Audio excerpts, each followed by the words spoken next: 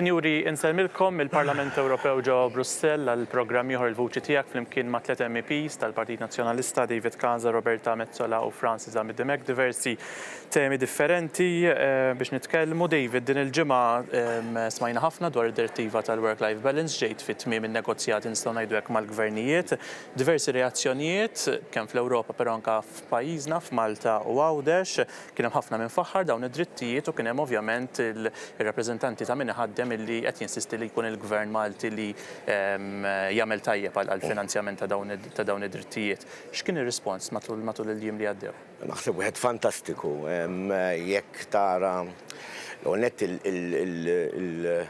il-presidenza rumena li għalqet dan id-dossier miegħi qabel kelli l-presidenza Awstrijaka, kemm il-Kummissjoni, anka Franz Timmermans, jiġifieri faħħara ma kontx qed nistenna illi jidħol ukoll f'dan is-suġġett. Diversi nies naturalment u l-unions li jirrappreżentaw il-ħaddiema. Naturalment aħna meta laqna din id-direttiva illi ejja nfakru l-kulħadd tagħti l-opportunità li jkun hemm bilanċ fit trobbija ta' tfal. Assigurajna, għax issa nistgħu nitkellmu fuq da, assigurajna 10 tiem leave għal kull missier illi jkollu wilt, assigurajna xarejn għal kull ġenitur illi jittieħdu minn minn titwilet it-tarbija sakemm ikollha 8 snin fil-każ ta' Malta, assigurajna wkoll issa daħal bħala dritt 5 tiem leave biex inti tkun tista' tuħsib xi ħadd min jiġi minnek ġifieri il-missier, il-partners 5 tiem fis-sena u dak huwa dritt ġdid, però naturalment irid ikun dritt li jiġi użat għalfejn hemm mart serju naturalment u dana issa rridu naraw kif eżatt ħajjiġi implementat mhux biss pajjiżna imma wkoll fil-pajjiżi tal-Unjoni Ewropea u assigurajna wkoll id-dritt illi kull ħaddiem jitlob għal flexible hour arrangement. U allura dan huma drittijiet ġodda illi kellna kompetenza biex nidħlu fihom. Fejn ma kenniex kompetenza? Ma kenniex kompetenza dak li għandu x'jaqsam il-ħlas għal dan kollu. U allura aħna ħallejna id-deċiżjoni f'idejn kull stat membru. Issa fil-każ ta' Malta fejn għandu x'jaqsam il-ħlas għal dawn id-drittijiet il-ġodda ikun il-Gvern illi iħallas għalihom biex dan il-pis ma jintafax fuq naturalment il-negozjanti żgħar b'mod partikolari. Jiena smajt lill-Ministru Helen Dalli titkellem fuq dawn id-drittijiet kemm huma tajbin għaliex naturalment kif għadna f'diversi programmi se jnaqqas il-gap li hemm bejn l-irġiel u n-nisa. Naturalment hija qalet illi se jkun hemm issa kumitat magħmul mill-korpi kostitwiti u l-Gvern u nappellala kif għamlet diġà kemm il-GRTU kif ukoll l-Employers Association, jekk Minister żball anke Chamber of Commerce biex dawn id-drittijiet jitqisu bħala servizz soċjali. Ma naturalment issa fadal li jittieħed il-vot fil-Parlament Ewropew, jekk Minister żball se jittieħed fl-ewwel plenarja li għandna f'Marzu qiegħed naħdem bħalissa dalodu kellna l-aħħar technical meeting fejn għalaqna s-suġġett u qbilna fuq il-wording tekniku li għandu jintuża fuq il-qbil li kellna il-ġimgħa l-oħra u naturalment kull ma fadal li issa li nikkonvinċi l-gruppi politiċi biex ikonna vot b'saħħtu meta jiġi l-mument. Tajjeb, mela nitkellmu dwar dak il-vot aktar quddiem f'Marzu. Robert, aktar kmieni din il-ġimgħa hekk fil-Parlament Ewropew kien hawn dibattitu mal-Kummissarju Ewropew Vera Jourova fejn din meta saqsejta inti jekk il-Kummissjoni Ewropea tapprovax l-iskema tal-beħ tal-passaporti ta' Malta qalet bl-aktar mod ċar u tont illi l-Kummissjoni Ewropea ma tapprovax. Ħanaraw silta minn dak li qalet il-Kummissarju Ewropew Jourova u wara nieħdu r-reazzjoni tal-MEP Metsola. Naraw x'qalet il-Kummissarju Ewropew. The Commission does not endorse. We just did in the report what we had to do within our competence. The legal competence says that the citizenship awarding is the prerogative of the member state. But I think that it was very clear what we wrote, and I will clearly repeat. We do not endorse this system. Robert, hemmhekk rajna dikjerazzjoni ċara min-naħa tal-Kummissjoni Ewropea. Issa x'għandu jagħmel il-Gvern quddiem din id-dikjerazzjoni? Jiena naħseb li iktar minn qatt qabel il-messaġġ mill-Kummissjoni Ewropea huwa li dak li qed jagħmel il-Gvern Malti u żewġ pajjiżi oħra li kkupjaw is-sistema Maltija hija waħda perikoluża u hija waħda li għandha tieqaf. Jiena fil-mistoqsijiet li jiena tajt li għamilt lill-Kummissarju Jourova huwa dan seħħ wara rapport fejn il-Kummissjoni Ewropea identifikat perikli ta' sigurtà, nuqqas ta' trasparenza u skema li tagħti drittijiet li suppost jingħataw liċ-ċittadini biss. Għalfejn qed ngħidu hekk għaliex hawnhekk mhux qed nitkellmu kontra l-investiment, inti tista' jkollok residenza b'investiment, jiġifieri inti tinvesti f'pajjiż u tingħata id-dritt li tgħix, tirrisjedi u tiċċaqla bejn pajjiż u ieħor. Hawnhekk li qed nagħtu bl-iktar mod intrasparenti, jiġifieri ma tistax taraf min huma u ma li qed nagħtu ħafna persuni li ma nafux min huma minn pajjiżi fejn hemm livell ta' korruzzjoni u nuqqas ta' sigurtà kbira. U nagħtuhom il-passaport Malti.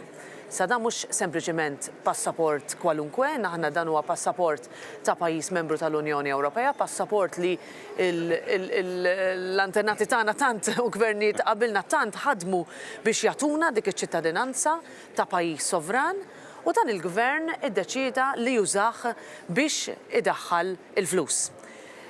Hawnhekk li għandna huwa skema fejn l-ewwel nett il-flus ma nafux fejn sejrin, it-tieni nett min qed jingħata ċ-ċittadinanza Maltija, ġifieri matul il-miliet, il-vakanzi ta' miliet aħna smajna li jingħataw ċittadinanza 62 persuna mill-Arabja Sawdita, dan kieku ma qalitux l-Al Jazeera ma konniex inkunu nafu, għaliex kieku l-gvern kien jipprova vera jaħbi kollox. Imma tajjeb li kull min qed jarana u kull min verament iħobb il-pajjiżu ikun jaf fejn qed ibih id-drittijiet il-gvern tagħna. U r-riskju huwa li jkollok persuna waħda minnhom daw kollha li ma nafux min huma li jingħataw passaport Malti u jkun ta' theddida ta' sigurtà għal pajjiżna u għall-Unjoni Ewropea għaliex imbagħad ir-ranking tal-passaport tagħna jieħu daqqa kbira u lesti li perikolaw anki il-possibilità li ċittadini Maltin imorru f'pajjiżi pereżempju bħall-Istati Uniti. Aħna bħalissa nistgħu mmorru l-Istati Uniti mingħajr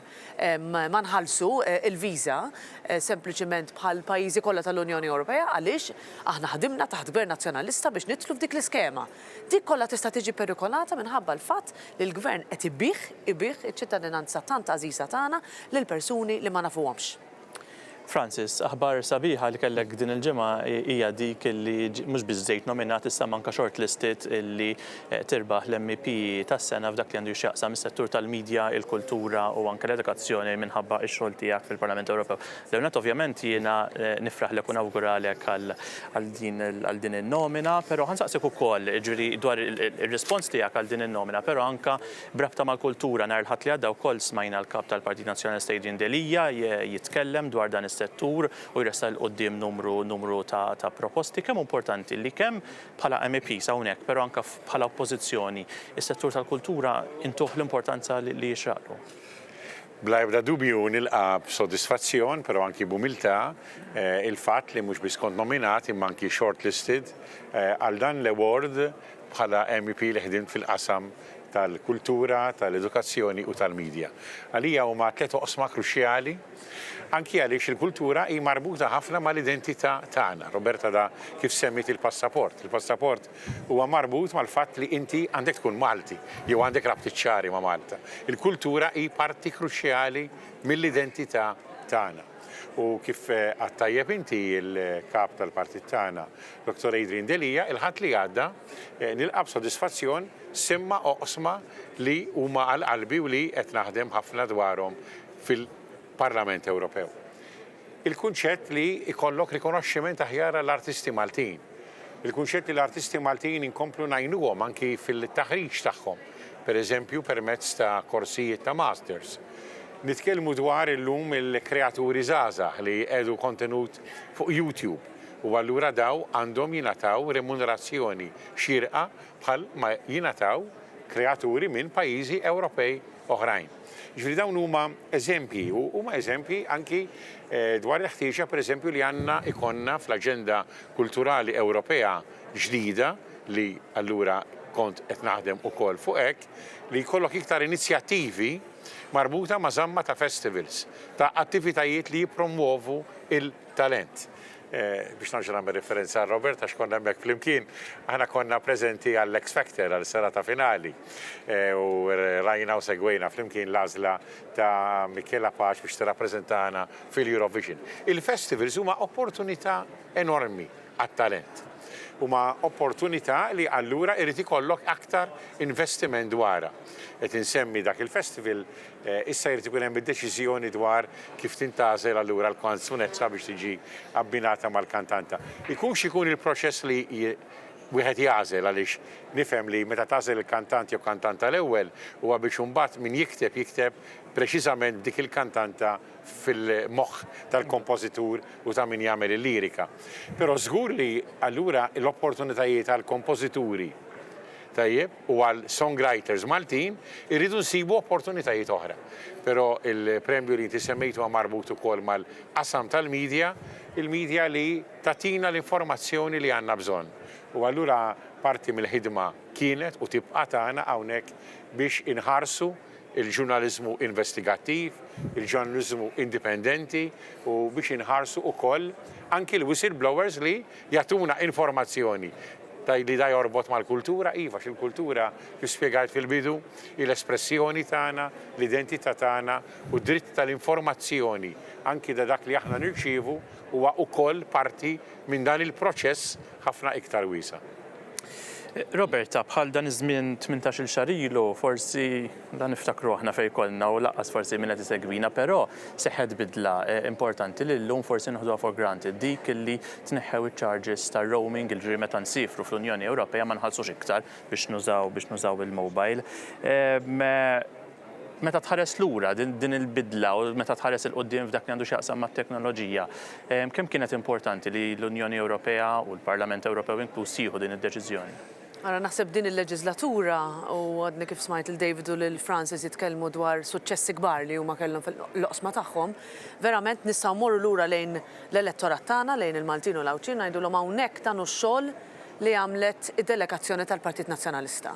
Delegazzjoni li ħadmet għal Malta fil-Parlament Ewropew għaliex tħobb lil pajjiżha, għaliex emnet dejjem fil-poter li għandu dan il-bini fil-poter li għandha din l-istituzzjoni biex inwasslu drittijiet ġodda, vantaġġi ġodda tangibbli għal kulħadd. U roaming naħseb huwa wieħed minn dawk li verament waħda minn dawk li iżjed li jsemmuli kull meta mmur fil-house visits kolli gatherings żgħar isemmu li roaming bħala xi ħaġa li l-Parlament Ewropew u grazzi għall-Parlament Ewropew, ġifieri David kien qed jitkellem fuq il-direttiva tal-work-life balance, kieku ma kienx għal David fil-Parlament Ewropew, id-drittijiet ma kienux jingħataw lill-Maltin u l-Awċin. U hawnhekk fir-roaming l-istess, ġifieri aħna tajna fl-aħħar wara ħafna reżistenza mill-operaturi tal-mobiles il-possibilità li jekk inti ssiefer inti ma tħallas iżjed għall-internet. Jiġifieri qabel kont tasal pajjiż ieħor u titfi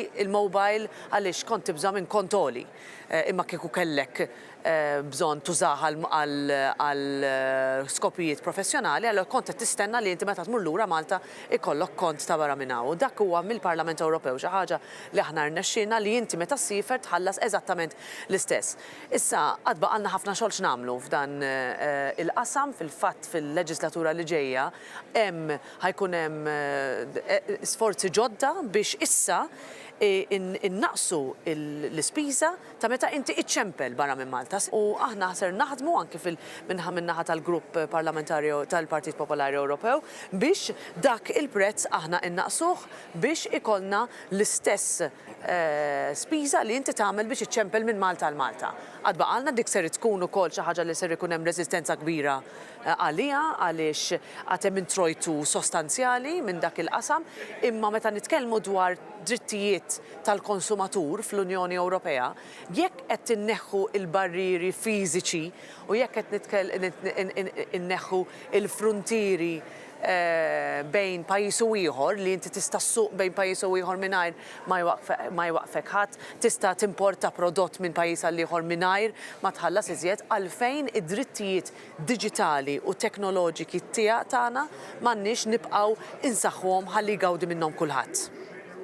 Tajjeb, din il-ġimgħa grupp ta' MEPs li inti membru tiegħu li jaħdmu kontra l-kanċer preżentajtu numru ta' proposti ġodda għal-manifest għall-elezzjoni li ġejja f'Mejju li ġej.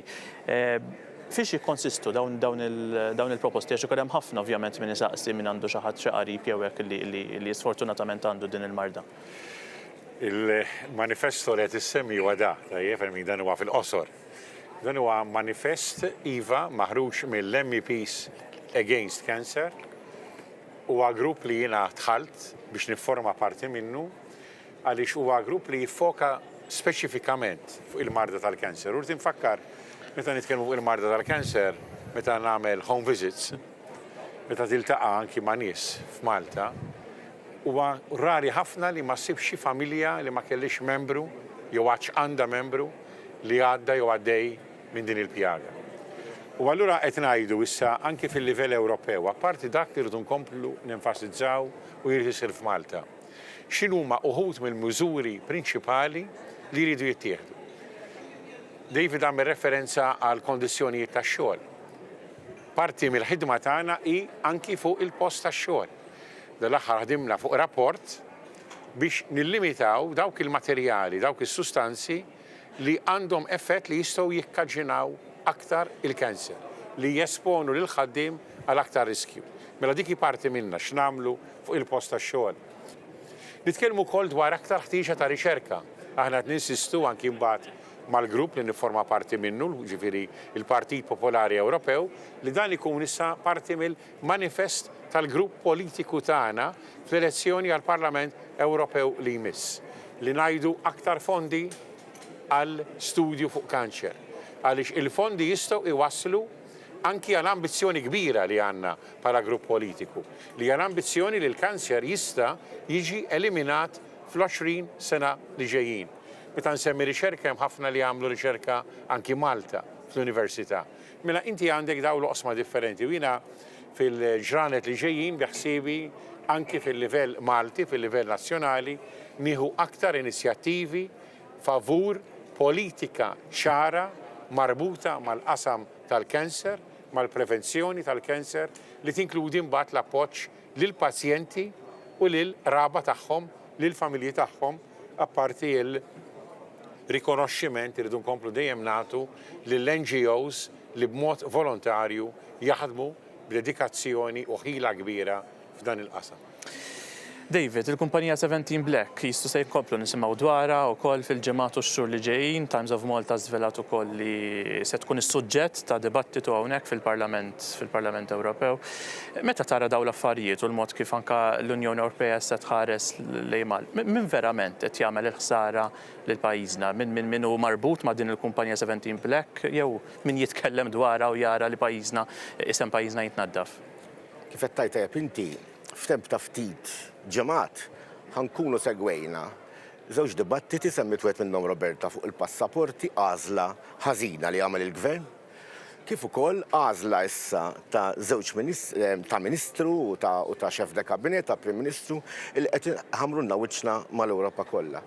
Hawnhekk għandek issa l-gruppi politiċi diversi li talbu illi fil-11 ta' frar ikollna dibattitu fil-Parlament Ewropew, fil-Kumitat li jien Roberta insegu li sejjaħ Tax 3, illi se jerġa' għal darb'oħra jitfa' dell-ikraħ fuq pajjiżna minħabba illi Ministru u Xef de Kabinet tal-Prim Ministru iddeċidew li jagħmlu pjan li kien se jtihom 5,000 euro kuljum minn fuq dar il-poplu Malti u Awċi.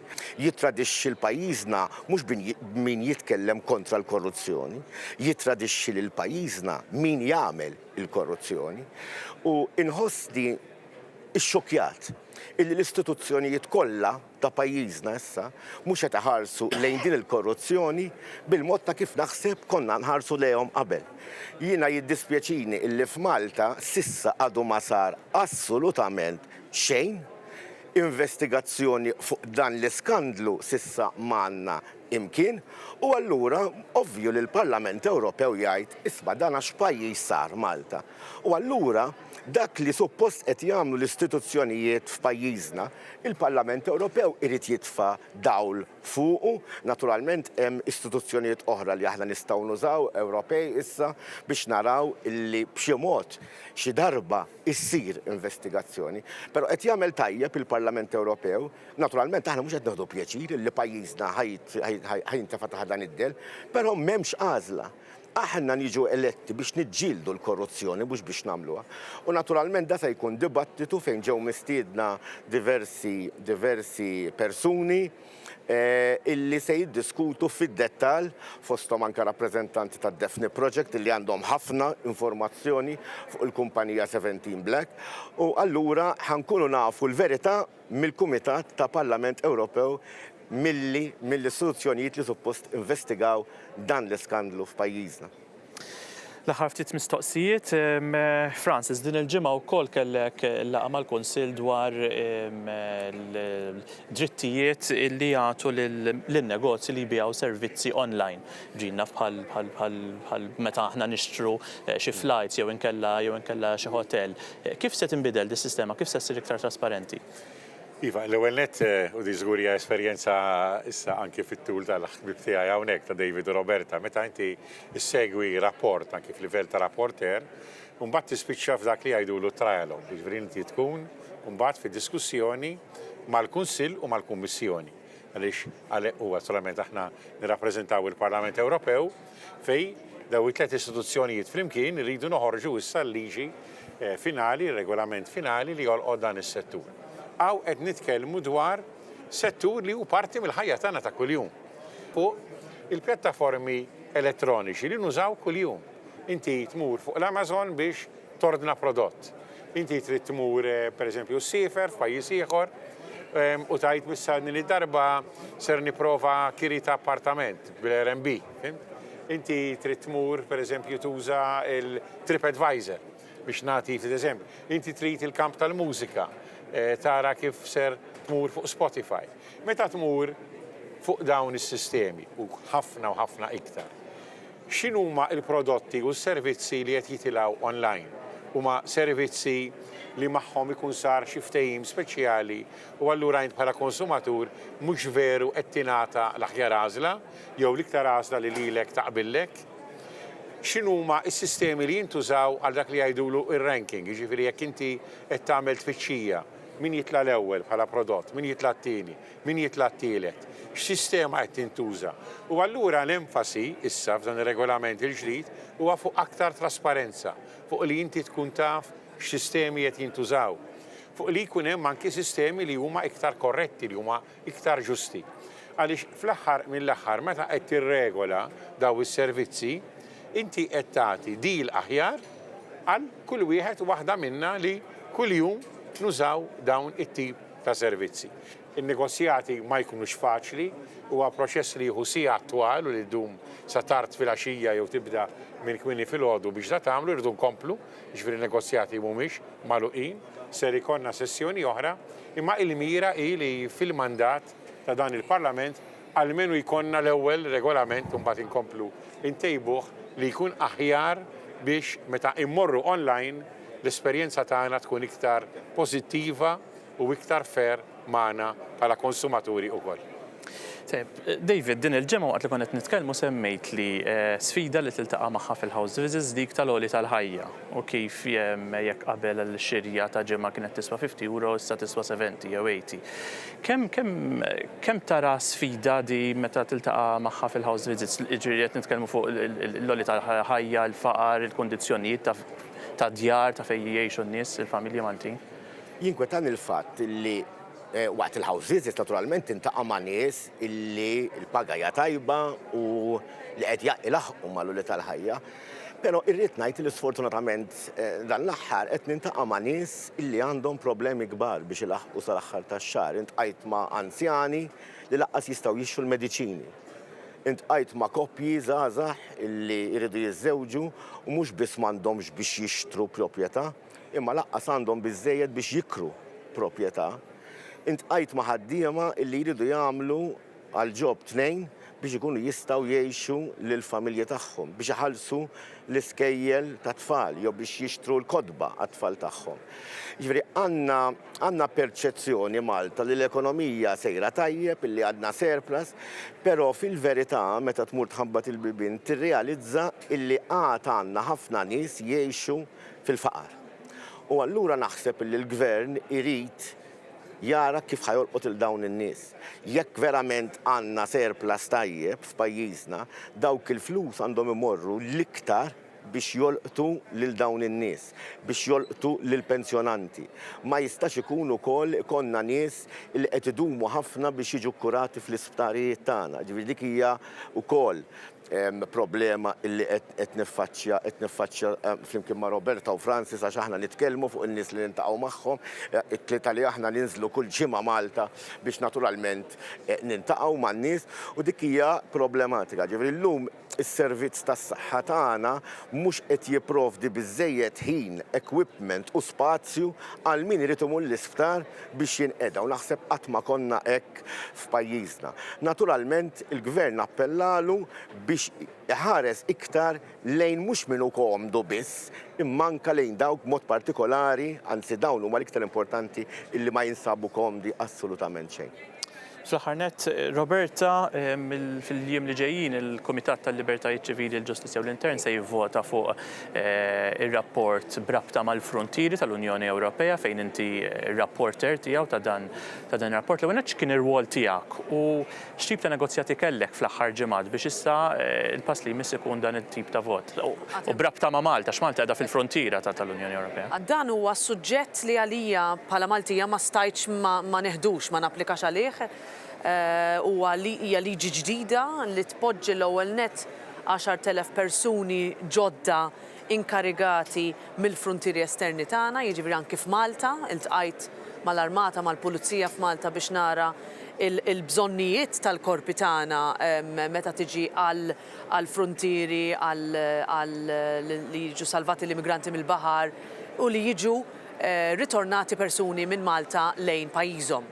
Jiġifieri jekk inti ser tasal lejn l-Ewropa, tiġi kif tiġi u inti m'intix eligibbli għal protezzjoni, jiġifieri inti tiġi minn pajjiż sigur, allura l-Unjoni Ewropea għandha titbatek lura.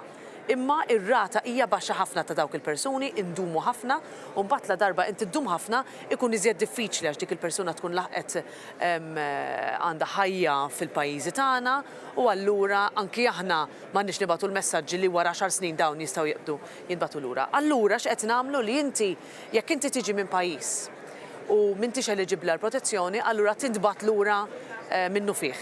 U dik hija xi ħaġa li aħna qed naħdmu fuqha bil-liġi tiegħi biex fl-istess ħin ikollna politika ta' immigrazzjoni li hija kredibbli u effettiva. Jiġifieri jekk inti eliġibbli għal dik il-protezzjoni, jekk inti tiġi salvat mill-baħar, jekk inti tasal bl-ajruplan u tapplika għall-ażil u għax tiġi minn pajjiż fejn mhuwiex sigur, fejn inti tfajla li jista' jkun ħajtek tkun fil-periklu, fejn inti persuna b'orjentazzjoni sessuali li skont il-liġijiet ta' pajjiżek tista' tinqatel, allura hemmhekk inti tingħata l-protezzjoni. U hemmhekk bħala Malta aħna qed naħdmu wkoll tramite din il-liġi biex is-solidarjetà tintwera ma' Malta biex il-persuni li jingħataw l-protezzjoni jiġu mqasma mal-Ewropa kollha. Imma fl-istess ħin jekk inti m'intix eliġibbli għall protezzjoni, inti tista' tinbagħat lura u b'mod hekk inkunu nistgħu wkoll ikollna sigurtà ta' min hu dieħel f'pajjiżna u min hu ħiereġ.